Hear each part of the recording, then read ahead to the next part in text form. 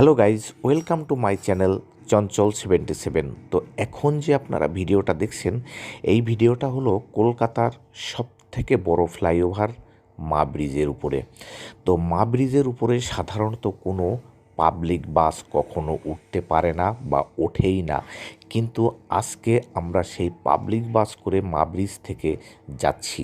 আর এই ব্রিজটা থেকে সবসময় ভিআইপি গাড়ি চলাফেরা করে, কিন্তু আজকে আমাদের এই বাসটা কিভাবে এই মা ব্রিজের উপরে পারমিশন পেল এটা বুঝতে পারলাম না।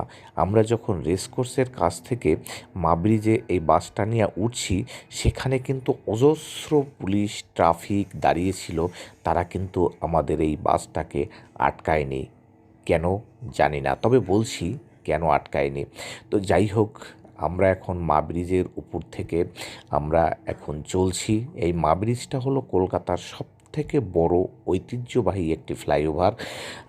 আমরা এখন যেতে যেতে ডান দিকেরটা আমি দেখাতে পারবো না, কিন্তু বাঁদিকে দেখাবো কলকাতার সবথেকে নামি এবং ঐতিহ্যশালী যে হোটেল, সেই রয়্যাল বেঙ্গল হোটেলের পাশ থেকে আমরা এখন বাস নিয়ে যাচ্ছি মা ব্রিজের উপর থেকে। তো বন্ধুরা, এই ভিডিওটা সত্যি করতে পেরে তখন আমি ভাবলাম যে এই ব্রিজটা একটু সোশ্যাল মিডিয়ায় আমার বন্ধুদেরকে একটু দেখাই, যারা আমার সাবস্ক্রাইবার আছে।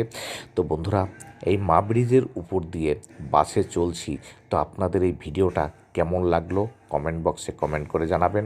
আর ভিডিওটা যদি ভালো লাগে অবশ্যই লোকরে শেয়ার করে দেখাবেন।